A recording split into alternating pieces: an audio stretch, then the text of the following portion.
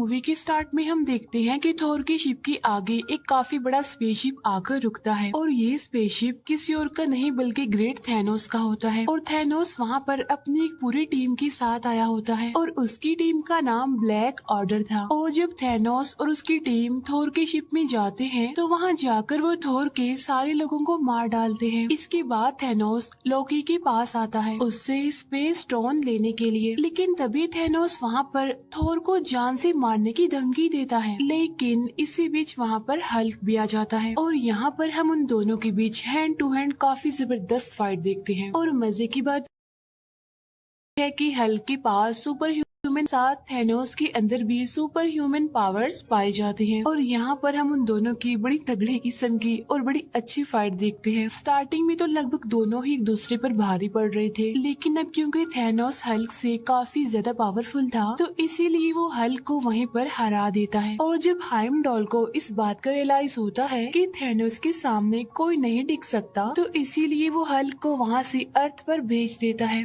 लेकिन जब थैनोस उसे ऐसा करते देखता है तो उसे बहुत गुस्सा आता है, इसीलिए वो हाइमडॉल को वहीं पर ही मार डालता है। और इसके बाद थैनोस थोर को भी जान से मारने की कोशिश करता है, जिस पर लोकी उसे कहता है कि इसे छोड़ दो और इसके बदले में मैं तुम्हें स्पेस स्टोन देने के लिए तैयार हूँ। और फिर लोकी थैनोस को वो स्पेस स्टोन दे ही देता है, लेकिन थैनोस तो यहाँ पर भी चीटिंग करता है और वो लोकी को जान से मार डालता है। अब इस बात की वजह से थोर को काफी गुस्सा भी आता है और उसे काफी बुरा भी लगता है, लेकिन अब क्योंकि उसके हाथ पैर बांधे गए थे इसीलिए वो तो कुछ भी नहीं कर सकता था। इसके बाद थैनोस अपने थर्ड स्टोन को हासिल करने के लिए उस शिप से चला जाता है, लेकिन जाते जाते वो इस शिप को काफी बुरे तरीके से एक्सप्लोड कर देता है। अब क्योंकि पूरे स्पेस में ही वो शिप डिस्ट्रॉय हो चुका था इसीलिए थोर भी वही स्पेस में फ्लाई कर रहा होता है। लेकिन ठीक उसी टाइम पर वहाँ गार्डियंस ऑफ द गैलेक्सी की टीम पहुँच जाती है और जब वो थोर को उस स्पेस में उड़ता हुआ देखते हैं तो वो उसे अपने शिप में ले आते हैं। वहाँ पर मैंटिस होती है जिसके पास किसी का भी माइंड पढ़ने की एबिलिटी होती है और जब वो थोर के सर पर अपना हाथ रखती है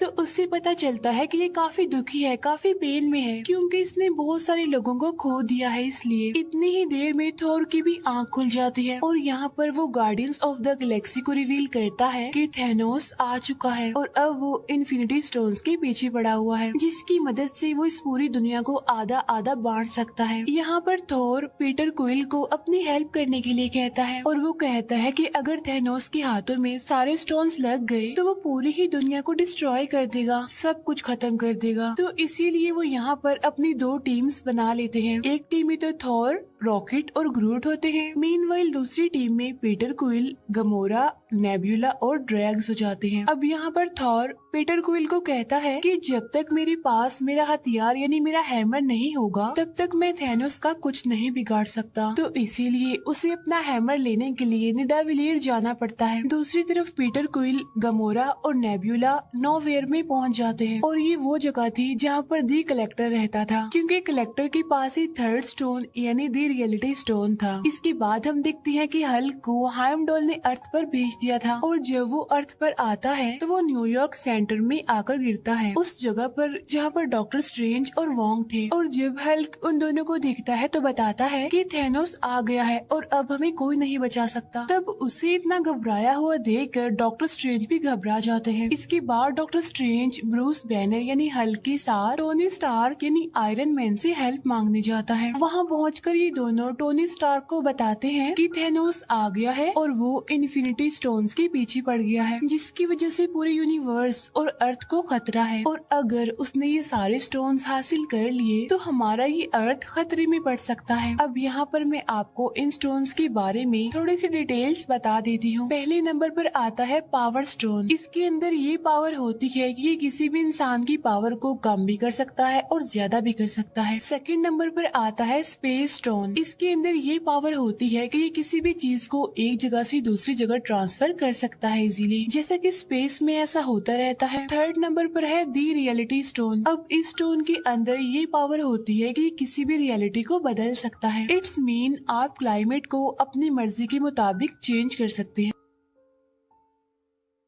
नंबर 4 पर आता है द टाइम स्टोन, और ये वाला स्टोन डॉक्टर स्ट्रेंज के पास होता है। इस स्टोन में ये पावर होती है कि ये अपनी मर्जी से टाइम को आगे पीछे कर सकता है। 5वें नंबर पर आता है द सोल स्टोन। इसमें ये पावर होती है कि ये किसी भी इंसान की सोल का कंट्रोल हमारे हाथ में दे देती है, यानी कि हम जो भी चाहें उस सोल से करवा सकते हैं। छठा और लास्ट स्टोन है द माइंड स्टोन। इस स्टोन में ये पावर होती है कि ये किसी के भी माइंड को कंट्रोल कर सकता है, और ये किसी भी इंसान को टेलीकिनेटिक पावर दे सकती है, जो कि किसी भी सामान को हवा में एक जगह से दूसरी जगह उड़ा सकता है। अब ये सारी तो हो गई इन स्टोन्स की डिटेल्स। इन सारे स्टोन्स को हासिल करके थैनोस इस पूरी दुनिया में बैलेंस बनाना चाहता है। वो चाहता है कि अब जितने भी प्लैनेट्स हैं उन पर जितनी ज्यादा ह्यूमैनिटी बढ़ गई है उन सबको आधा आधा बांट दिया जाए, जिससे कि रिसोर्सेज उन सभी लोगों को पूरी तरह से मिल सकेंगे, और इससे पूरी दुनिया में बैलेंस भी बना रहेगा। अब यहाँ पर थैनोस आधी ह्यूमैनिटी को खत्म करने की बात कर रहा था, और यही वजह है कि वो इन इन्फिनिटी स्टोन्स को हासिल करने के लिए पागल है। और जब ये सारी बात टोनी स्टार्क को पता चलती है कि थैनोस इस पूरे यूनिवर्स में से आधी पॉपुलेशन को खत्म करना चाहता है, तो वो सोचता है कि क्यों ना इन 6 स्टोन्स में से एक को डिस्ट्रॉय कर दिया जाए। तो इसीलिए वो डॉक्टर स्ट्रेंज को कहता है जो टाइम स्टोन आपके पास है क्यों ना हम उसे डिस्ट्रॉय कर दें, ताकि थैनोस कभी भी अपने इस मिशन में कामयाब ना हो सके। तब ये सुनकर डॉक्टर स्ट्रेंज कहते हैं कि मैं मरते दम तक इस टाइम स्टोन की प्रोटेक्शन करता रहूंगा, इसीलिए मैं कभी भी इसे डिस्ट्रॉय होने नहीं दूंगा। तब यहाँ पर वो सोचते हैं कि विजन के पास भी माइंड स्टोन है, और अगर हम उस स्टोन को डिस्ट्रॉय कर दें तो थैनोस वो कभी भी नहीं कर पाएगा जो वो करना चाहता है। तो इसीलिए वो फौरन विजन से कांटेक्ट करने की कोशिश करते हैं, लेकिन यहाँ पर हमें पता चलता है कि विजन ने अपना ट्रांसपोर्टर बंद किया हुआ है, क्योंकि उधर एवेंजर्स की टीम 2 हिस्सों में बढ़ चुकी थी। एक टीम तो आयरन मैन के साथ थी, जबकि दूसरी टीम कैप्टन अमेरिका के साथ थी, और इसी वजह से वो लोग विजन से कांटेक्ट नहीं कर पाते। तभी वहाँ पर ब्रूस बैनर यानी हल्क टोनी स्टार्क को कहता है कि शायद कैप्टन अमेरिका को विजन के बारे में पता होगा, तो इसीलिए तुम उसे कॉल करके उसकी लोकेशन का पता करवाओ। जिस पर टोनी स्टार्क कहता है कि ना भाई ना, मेरी तो उसे जरा भी नहीं बनती, मैं उससे बिल्कुल बात नहीं करता। जिस पर ब्रूस बैनर उसे कहता है कि लगता है तुम्हें अभी पता नहीं है कि हमारा पाला किससे पड़ने वाला है, चलो मेरी बात मानो और जल्दी से उसे कॉल करो। और तभी अचानक से उन्हें वहाँ पर किसी चीज की आवाज सुनाई देती है, और जब ये लोग विंडो से बाहर देखते हैं तो वहाँ पर उन्हें बहुत ही बड़ा शिप न्यूयॉर्क पर आता हुआ दिखाई देता है। तब ये देखकर वो समझ जाते हैं कि मुसीबत हमारे सर पर आ चुकी है। अब इस स्पेसशिप के बारे में स्पाइडरमैन को भी पता चल जाता है, और वो भी वहाँ उस शिप को देखते हुए अपनी स्कूल बस से निकलकर वहाँ से भाग जाता है और उस शिप के पीछे लग जाता है। और तभी हम देखते हैं कि उस शिप में से 2 लोग निकलकर आते हैं। उनमें से एक का नाम होता है इबोनी और एक का नाम होता है ऑब्सीडियन। इबोनी के पास टेलीकिनेटिक पावर्स होती हैं, जो कि किसी भी चीज को बगैर टच किए एक जगह से दूसरी जगह उठा सकती है और फेंक सकती है। और जो ऑब्सीडियन होता है उसके अंदर बहुत सारे सुपर ह्यूमन पावर्स होती हैं। अब क्योंकि उन्होंने टाइम स्टोन को प्रोटेक्ट करना था, तो इसीलिए उन लोगों के बीच यहाँ पर फाइट होती है। अब यहाँ पर बहुत ही इंटरेस्टिंग सीन हम देख पाते हैं, जब टोनी स्टार्क अपना आयरन मैन मार्क 50 प्रेस करते ही पूरी तरह नैनो पार्टिकल्स के सूट में कन्वर्ट होते हुए दिखाया जाता है, और वो एक ही बार में इबोनी की तरफ से किए गए वार को रोक लेता है। अब यहाँ पर भी उन लोगों के बहुत अच्छे फाइट के सीन्स हमें देखने को मिलते हैं। अब क्योंकि इबोनी पावरफुल था, उसके पास टेलीकिनेटिक पावर्स थी, इसीलिए वो अपने काम को करने में कामयाब होता रहता है। इसके बाद वो टाइम स्टोन निकालने के लिए डॉक्टर स्ट्रेंज के पास पहुंच जाता है। अब क्योंकि टाइम स्टोन को डॉक्टर स्ट्रेंज के अलावा और कोई भी नहीं निकाल सकता था उनमें से, तो इसीलिए वो डॉक्टर स्ट्रेंज को अपने साथ अपनी स्पेसशिप में ले जाता है वहाँ से। लेकिन वो ये नहीं जानता था कि उसके शिप में टोनी स्टार्क और स्पाइडरमैन भी एंटर हो गए हैं। इसके बाद हमें विजन दिखाया जाता है। अब क्योंकि थैनोस की टीम यानी ब्लैक ऑर्डर के पास उन सभी इन्फिनिटी स्टोन्स की एनर्जी के फ्लो को रीड करने की पावर होती है, तो इसीलिए पहले तो वो डॉक्टर स्ट्रेंज के पास जाते हैं टाइम स्टोन लेने के लिए, और साथ ही विजन के पास ही माइंड स्टोन निकालने के लिए प्रॉक्सिमा मिडनाइट और कॉर्वस ब्लेड जाते हैं। अब यहाँ पर हमें दिखाया जाता है कि मैक्सिमा मिडनाइट और कॉर्वस ब्लेड उन दोनों यानी विजन और वांडा से काफी ज्यादा पावरफुल होते हैं। अब यहाँ पर कॉर्वस ब्लेड के पास एक ऐसा ब्लेड होता है जो किसी भी इंसान की बॉडी में घुस सकता है और उसे काफी इंजर्ड कर सकता है, तो उसी ब्लेड का इस्तेमाल करते हुए वो विजन को इंजर्ड कर देता है, जिसकी वजह से वांडा इस फाइट में अब अकेली रह जाती है। इसीलिए वो दोनों वांडा पर भारी पड़ने लगते हैं। लेकिन तभी वहाँ पर दी कैप्टन अमेरिका आ जाते हैं और वो वहाँ आकर फैल्कन और साथ ही नताशा यानी ब्लैक विडो की हेल्प से उन दोनों को हराने में कामयाब हो जाते हैं। और जब ये तीनों उन दोनों को मारने ही वाले होते हैं तो वो दोनों यानी प्रोक्सिमा मिडनाइट और कॉर्वस ब्लेड एक पोर्टल ओपन करके वहाँ से भाग जाते हैं। अब क्योंकि विजन काफी बुरे तरीके से इंजर्ड हो गया था तो वो सब ये डिसाइड करते हैं कि वो ब्लैक पैंथर की हेल्प लेंगे विजन को फिर से रिकवर करने के लिए। इसके बाद सीन शिफ्ट होकर गार्डियंस ऑफ द गैलेक्सी की तरफ आता है जहाँ पर कमोरा और पीटर क्विल बातें करते हुए आगे बढ़ रहे हैं। यहाँ पर कमोरा पीटर को बताती है कि काफी सालों पहले की बात है कि जब थैनोस हमारे प्लेनेट पर भी आया था और उसने हमारे प्लेनेट के आधे लोगों को मार दिया और उन लोगों में मेरी मदर भी शामिल थे। लेकिन इस बार थैनोस को मैं ऐसा करने नहीं दूंगी और मेरे पास एक सीक्रेट है जिसकी वजह से मुझे लेने के लिए थैनोस यहाँ पर जरूर आएगा। और वो पीटर को कहती है कि तुम्हें मुझसे प्रॉमिस करना होगा कि अगर मुझे थैनोस अपने साथ ले जाने की कोशिश करे तो तुम्हें मुझे जान से मार देना होगा। अब हालांकि पीटर क्विल ऐसा करना तो नहीं चाहता था लेकिन फाइनली वो कमोरा से प्रॉमिस कर लेता है और इसके बाद वो सीधा चले जाते हैं नोवेयर पर यानी जहाँ कलेक्टर रहता था। वहाँ पहुँचकर उन्हें पता चलता है कि थैनोस उसे मारने की धमकी देता है और कहता है कि अगर तुमने मुझे द रियलिटी स्टोन नहीं दिया तो मैं तुम्हें जान से मार डालूंगा। लेकिन वहाँ पर कमोरा आकर थैनोस को मार डालती है। लेकिन यहाँ पर हमें पता चलता है कि थैनोस तो उनसे पहले ही वहाँ पर आ गया था और उसने कलेक्टर से द रियलिटी स्टोन भी ले लिया था। और जो ये अभी हमने देखा था वो असल में थैनोस ने एक एक्स्ट्रा एंटिटी क्रिएट की थी सिर्फ कमोरा को अपने ट्रैप में फंसाने के लिए। जब पीटर क्विल को ये बात पता चलती है कि थैनोस कमोरा को अपने साथ ले जाने वाला है तो वो कमोरा को अपनी गन से शूट करने की कोशिश करता है लेकिन थैनोस उसकी गन में से बुलेट्स की बजाय बबल्स बना देता है। इसके बाद वो कमोरा को वहाँ से लेकर निकल जाता है। इसके बाद हमें उसी बड़ी सी स्पेसशिप का सीन दिखाया जाता है यानी जो न्यूयॉर्क में आई थी जहाँ पर इबोनी डॉक्टर स्ट्रेंज के साथ होता है। लेकिन अब क्योंकि उस स्पेसशिप में हमारे आयरन मैन और स्पाइडर मैन भी होते हैं तो इसीलिए वो कुछ मुश्किलात का सामना करने के बाद डॉक्टर स्ट्रेंज को बचा ही लेते हैं। साथ साथ वो इबोनी को स्पेस में मरने के लिए छोड़ देते हैं। अब यहाँ पर उन लोगों के बीच डिस्कशन होने लगती है। अब यहाँ पर टोनी स्टार्क डॉक्टर स्ट्रेंज को कहते हैं कि मैं थैनोस को इस टाइम स्टोन के लिए अर्थ पर लाकर बहुत सारे लोगों को मरने नहीं दे सकता और अगर वो ये टाइम स्टोन लेना चाहता है तो उससे लड़ने के लिए हमें उसे कहीं और बुलाना पड़ेगा। अब क्योंकि थैनोस टाइटन प्लेनेट से आया था तो इसीलिए वो लोग टाइटन प्लेनेट पर जाकर थैनोस से लड़ने का डिसाइड करते हैं। इसके बाद हमें थैनोस और कमोरा दिखाए जाते हैं जो कि दोनों वॉरमिर में होते हैं जहाँ पर उनकी मुलाकात होती है रेड स्कल से। यहाँ पर हमें रेड स्कल सोल स्टोन का गेट कीपर दिखाया गया है। यहाँ पर थैनोस रेड स्कल से पूछता है कि सोल स्टोन को कैसे हासिल किया जाता है। तब रेड स्कल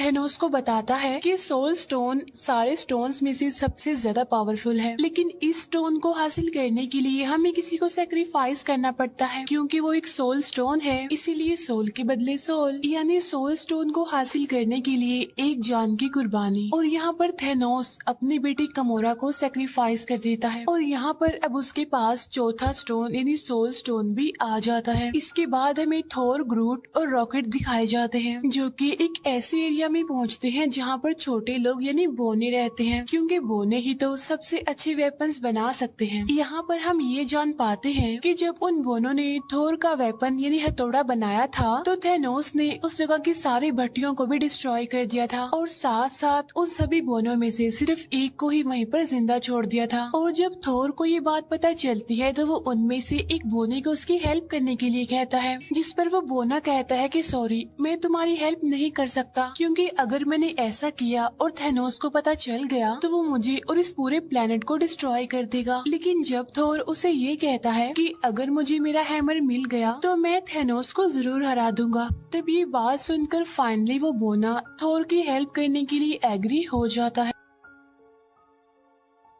इसीलिए अब वो एक नए वेपन को बनाने के लिए तैयारी करने लगते हैं। लेकिन यहाँ पर उन्हें पता चलता है कि हैमर बनाने के लिए जो मेटल उनको चाहिए उस मेटल को पिघलाने के लिए जिस एनर्जी की जरूरत है वो सिर्फ सूरज से मिलेगी। लेकिन सूरज की पावर इतनी ज्यादा तेज है कि अगर उसे डायरेक्ट उस मेटल पर लगाया जाए तो वो पूरा का पूरा मेटल ही डिस्ट्रॉय हो जाएगा और इसीलिए बीच में एक फिल्टर लगाना बहुत ही जरूरी है। लेकिन जब वो उस फिल्टर को यूज कर रहे होते हैं तो वो एकदम से बीच में से टूट जाता है। लेकिन यहाँ पर थोर उस बोने को कहता है कि अब इसके बीच का फिल्टर मैं बनूंगा और तुम बस अपना काम जारी रखो। और ये काफी अच्छा सीन होता है कि जब थोर उस एनर्जी सोर्स के बीच एज अ फिल्टर खड़ा हुआ था, सिर्फ और सिर्फ अपने उस वेपन यानी हथौड़े को हासिल करने के लिए। और फाइनली वो अपने उस वेपन को हासिल कर ही लेता है। लेकिन जब वो वेपन तैयार होता है तो पता चलता है कि उसमें लगाने के लिए हैंडल तो है ही नहीं। लेकिन तभी वहाँ ग्रूट आता है और वो अपना एक हाथ हैमर के अंदर फिट कर देता है और तब जाकर फाइनली एक जबरदस्त हथियार तैयार हो जाता है। और ये वाला वेपन थोर के पिछले वेपन से काफी ज्यादा पावरफुल और अपडेटेड था। इसके बाद सीन शिफ्ट होकर टोनी स्टार्क, स्पाइडरमैन और डॉक्टर स्ट्रेंज पर जाता है, जो कि तीनों अब टाइटन प्लेनेट पर आ चुके हैं। अब क्योंकि यहाँ पर नेब्यूला ने मैंटिस को मैसेज किया होता है कि हमें टाइटन प्लेनेट पर तुम्हारी जरूरत है, तो इसीलिए पीटर क्विल, मैंटिस और ड्रैग्स वहाँ पर पहुँच जाते हैं। अब यहाँ पर हमें पता चलता है कि डॉक्टर स्ट्रेंज थेनोस के आने से पहले फ्यूचर को देखने लगता है और वो देखता है कि कितनी पॉसिबिलिटीज हैं कि हम थेनोस से जीत सकते हैं, जिनमें वो दिखता है कि सिर्फ एक पॉसिबिलिटी है जिसमें कि वो थेनोस से जीत सकते हैं। और ठीक उसी टाइम पर हम वहाँ पर थेनोस को देखते हैं, जो कि टाइटन प्लेनेट पर डॉक्टर स्ट्रेंज से टाइम स्टोन को लेने के लिए पहुँच चुका था। इसके बाद हमें कैप्टन अमेरिका,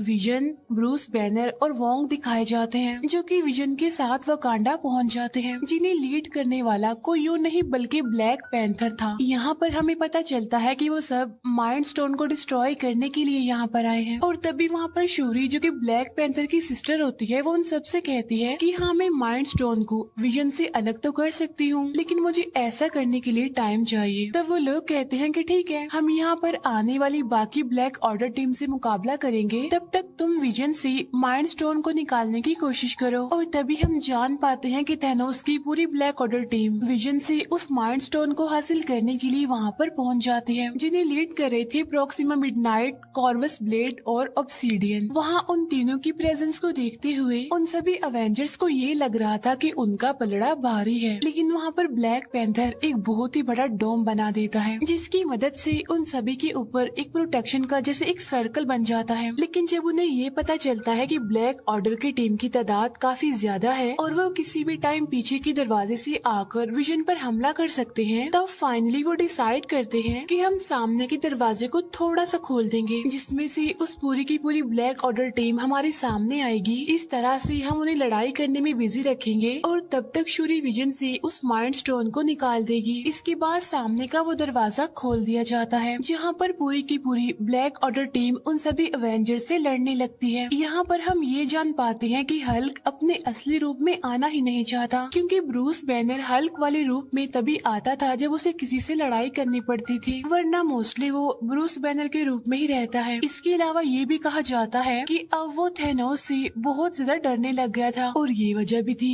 जिसकी वजह से वो हल्क नहीं बन रहा था। एनीवे, वो ऐसे ही इस लड़ाई में शामिल हो जाता है और यहाँ पर हमें इस मूवी की सबसे बड़ी फाइट दिखाई जाती है, जो कि अवेंजर्स और ब्लैक ऑर्डर के बीच चल रही थी। और ये पूरी की पूरी फाइट सच में बहुत कमाल है। और फाइनली ब्लैक ऑर्डर टीम के तीनों कमांडर यानी प्रोक्सिमा मिडनाइट, कॉर्वस ब्लेड और ऑब्सीडियन, जो कि इस टीम को लीड कर रहे थे, वो यहाँ पर मारे जाते हैं। साथ साथ अवेंजर्स विजन को भी इस लड़ाई में शामिल कर लेते हैं। और तभी यहाँ पर हमारे एक और हीरो थॉर की भी एंट्री हो जाती है। जैसे उसकी एंट्री होती है, वो जोर से चिल्लाता है, कहाँ है थेनोस। तब उसकी आवाज सुनकर ब्लैक ऑर्डर की सारी टीम काफी डर जाती है। यहाँ पर थोर भी उन सबको मारते हुए आगे बढ़ जाता है। इसके बाद हम थेनोस को देखते हैं, जो कि गार्डियंस ऑफ द गैलेक्सी की team Tony Stark, doctor Strange और स्पाइडरमैन के साथ लड़ रहा होता है।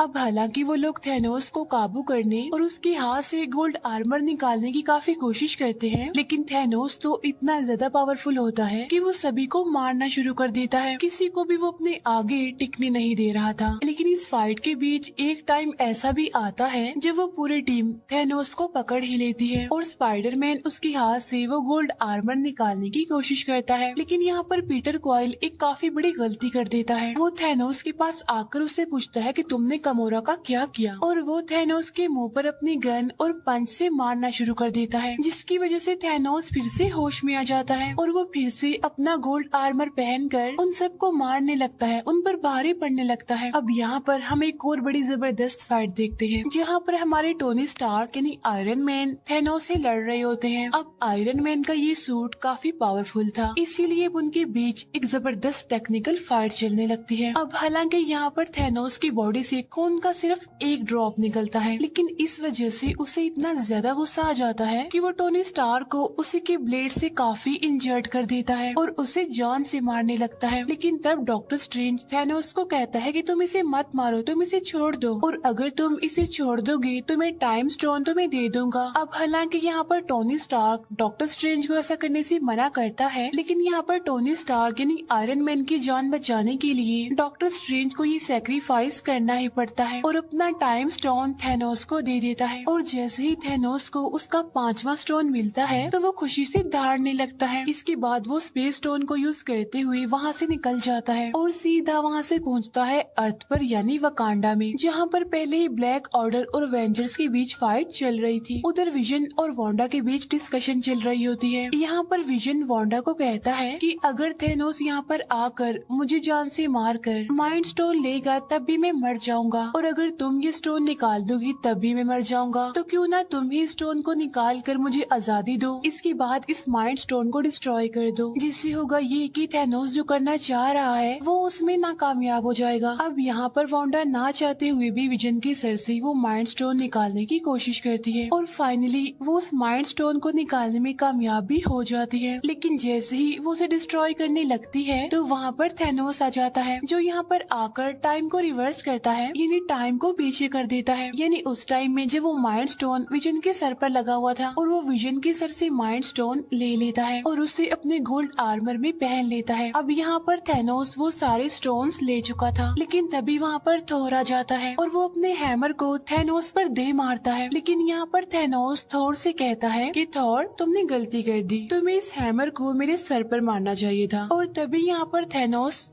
चुटकी बजाता है, जिससे पूरा यूनिवर्स पूरा अर्थ 2 हिस्सों में बढ़ जाता है। इसके बाद सीन शिफ्ट होकर सोल वर्ल्ड में आता है, जहाँ पर थैनोस खुद को बिल्कुल अकेला पाता है और उसके सामने एक छोटी गमोरा होती है, यानी जब वो छोटी थी, और यहाँ पर वो अपने फादर थैनोस से पूछती है कि डैडी डू इट, जिस पर थैनोस कहता है कि यस। फिर छोटी गमोरा पूछती है कि आपने क्या खोया, जिस पर थैनोस कहता है कि सब कुछ। इस फाइट में उसने इन्फिनिटी स्टोन्स को हासिल करने के लिए अपना सब कुछ खो दिया, क्योंकि वो गमोरा को बहुत प्यार करता था, लेकिन अनलकीली अब वो उसकी लाइफ में नहीं थी। इसके बाद थैनोस वापस से रियल वर्ल्ड में आ जाता है, जहाँ पर उसके सामने थोर और बाकी सारे एवेंजर्स होते हैं। लेकिन अब क्योंकि उसके पास सारे स्टोन्स थे, इसीलिए वो स्पेस स्टोन की मदद से खुद को टेलीपोर्ट करके कहीं और चला जाता है। लेकिन वहाँ पर बचता है तो सिर्फ राख, और पूरे यूनिवर्स में से, पूरे अर्थ में से आधी पॉपुलेशन कम होने लगती है। हर कोई वहाँ से राख बनकर गायब होता जा रहा था। इसके बाद हम थैनोस को देखते हैं, जो कि हट में था, जो कि काफी खुश था क्योंकि फाइनली वो अपने मिशन में सक्सेसफुल हो गया था। उसने पूरी दुनिया की आधी पॉपुलेशन को खत्म कर दिया था। इसके बाद हम मारिया हिल और निक को देखते हैं, जो कि एक गाड़ी में बैठकर कहीं पर जा रहे थे, लेकिन तब वो भी वहाँ से गायब होना शुरू हो जाते हैं। और यहाँ पर निक अपनी पॉकेट से एक छोटी सी डिवाइस निकालता है और वो किसी को मैसेज करता है, और जब उसके गायब होने के बाद हमें वो डिवाइस दिखाई जाती है, जिससे हमें पता चलता है कि उसने वो मैसेज कैप्टन मार्वल